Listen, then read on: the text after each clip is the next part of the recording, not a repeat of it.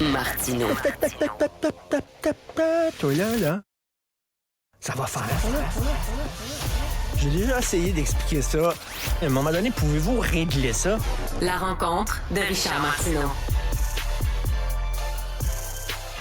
Habituellement, tous les jours de sa vie, ou presque, il rentre dans le bureau en disant que c'est le plus beau jour de toute sa vie. Pas un matin. Mais pas ce matin, Richard Martineau, Pas un bonjour. matin. D'ailleurs, salut, s'il y a des mouches autour de moi, c'est parce que j'ai pas pris ma douche ce matin. Il n'y a pas d'électricité, il n'y a pas d'eau chaude. Donc, il est hors de question que je prenne une douche gelée à l'eau froide. Donc, voilà, c'est ça. T'as-tu pensé Alors, que... je suis pas vraiment réveillé, là. Donc, hier, on gelait. Mais ça avait l'air de Barry Lyndon chez moi. Le film de Stanley Kubrick avec des chandelles, puis tout ça. Là. Bon, il y avait... Mais là, ça devait être romantique avec Madame Durocher hier. Pas de télévision, pas d'ordinateur, pas de musique. Vous étiez obligé de vous parler. On s'est parlé, on a lu aux chandelles et tout ça. C'était très cool. Est-ce que j'ai bien entendu tantôt? Tu parlais à Stéphane, puis il parlait de la crise du verglas où il y avait de la solidarité, c'est ça? Ouais, ben non, en fait, il a dit qu'on est à un cheveu de l'érosion là, de notre civilisation quand on commence à manquer d'électricité. Parce que moi, je t'avoue, Richard, là, j'avais comme 2 ans et demi, 3 ans pendant la crise du verglas. Écoute, non, parce qu'il y a des gens qui disent mais on faisait beaucoup preuve de solidarité pendant la crise du verglas. Attends une minute, les gens se volaient leur bois de chauffage, les gens se volaient leur génératrice. Il y avait, écoute, c'était incroyable. Les gens rentraient dans les refuges, parce qu'il y avait des refuges. Et là, les gens rentraient dans les refuges. Tu te souviens pas de ça, tu étais trop petit. Puis là, ils se plaignaient en disant ben là, il n'y a pas de couverture. Puis là, il n'y a pas de brosse à dents. Puis ça. Et là, c'est comme ta maison n'a pas passé au feu, elle n'a pas explosé. Il n'y a juste pas d'électricité. Va chez toi avec une lampe de poche. Va chercher tes affaires, ta brosse à dents, tes couvertures, tes chandelles. Amène ça. Non, les gens, ben là, il n'y a rien ici. Là, on est mal reçus. Puis c'était complètement délirant. C'était surréaliste. Il s'attendait à quoi de totalement. mieux. Richard, as-tu pensé au fait qu'aujourd'hui, c'est le jour de gloire des survivalistes?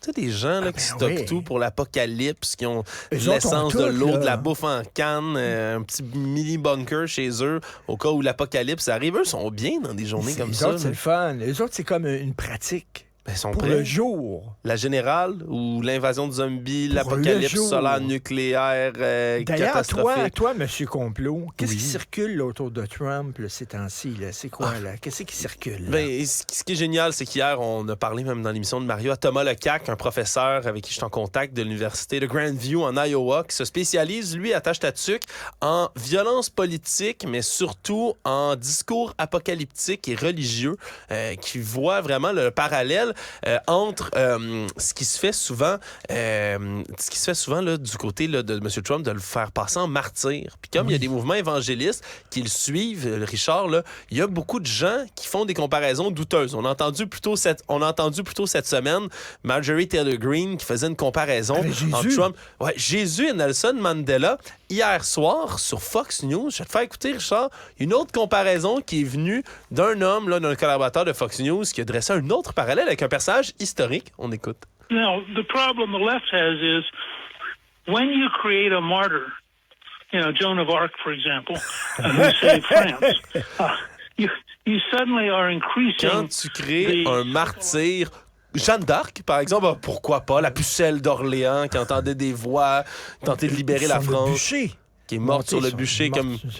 Mais ça va bien sûr l'aider. C'est le second coming of Christ. Voilà. Et Jésus, parce qu'il était dans le vrai, dans le droit, dans la vérité, a été traîné devant les tribunaux parce que, comme disait David Thoreau, dans un monde injuste, la place d'un homme juste est en prison.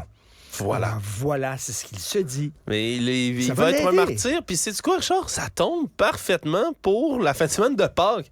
Peux-tu croire? Ben oui, voilà. C'est vrai. Après 3 jours en prison, Trump ressorti, ressuscité.